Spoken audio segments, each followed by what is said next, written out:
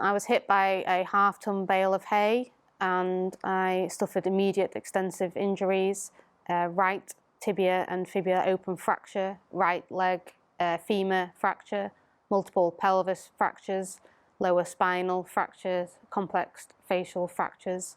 My recovery is still ongoing 2 years later.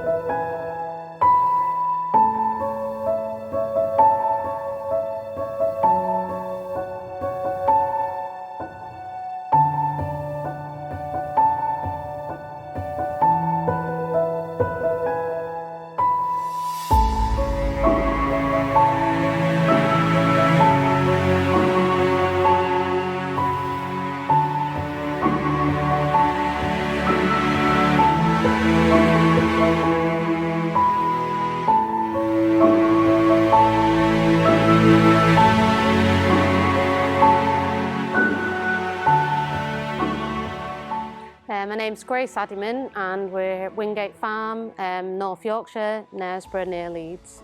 My granddad bought the farm and then my dad worked on the farm his whole life, and then me and my sister were born here. So we used to drive the quad and help my dad on the farm by driving different machinery and doing the turning for the hay and that sort of thing, so helping where we could. My mum got me and my sister both into riding horses when we were quite young, so really keen interest in that.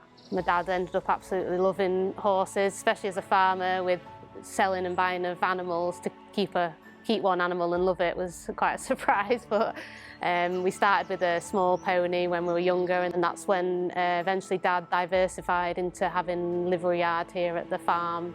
He did it because he loved it, and he would come up every day, crack of dawn, all the horses turned out, all bringing them all in on the night. It was just an out of love of his. We made small hay bales at that time. Said when my dad started cutting, that's when other people start cutting as well, because he always seemed to have a good knack for it.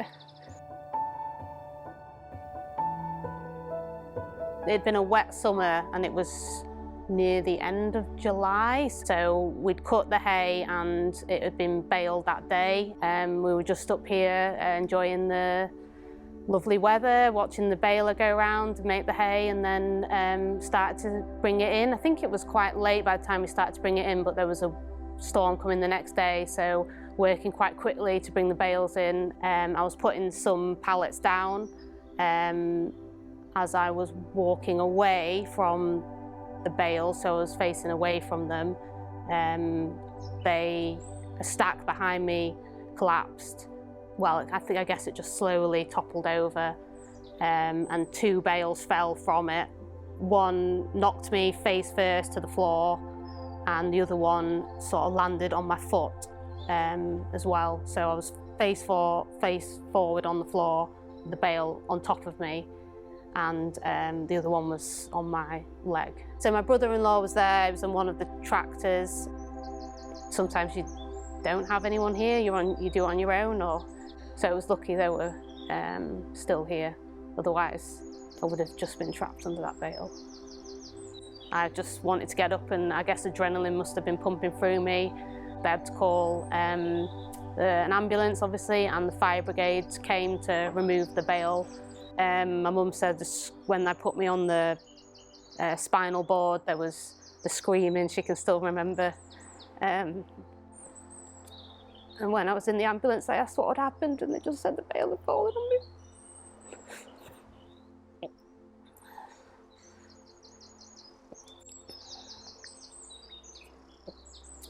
And then next thing I know, I wake up after surgery.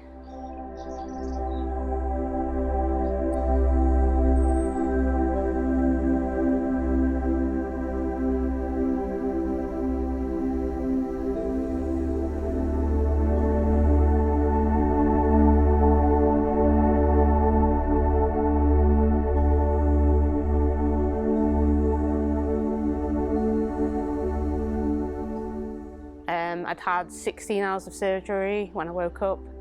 I couldn't see anything, couldn't open my eyes, because my face had hit the floor and I had complex facial fractures.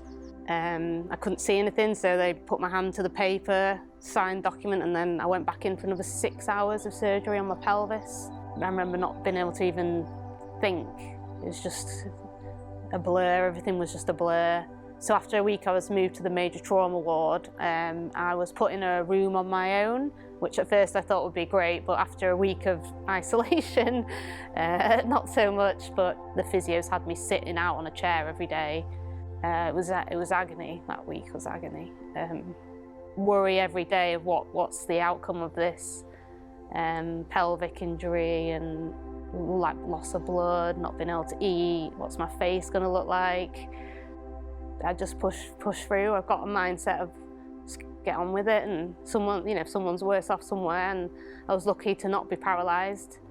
Well, I'm going to use that and I'm going to get up and get going, sort of thing, so yeah.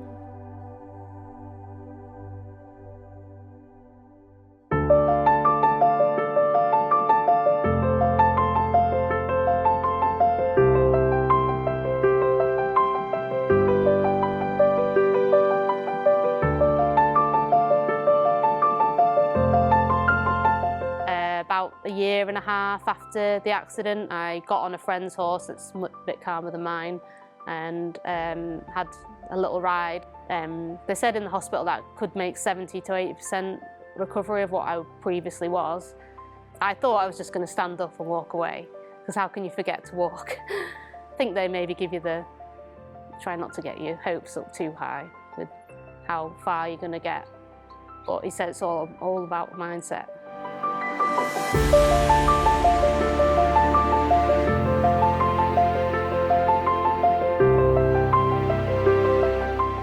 When my dad was working with the machinery and we were small, he was always get those kids out the way, and to my mum, keep them away. I see dangers everywhere now that I never saw before.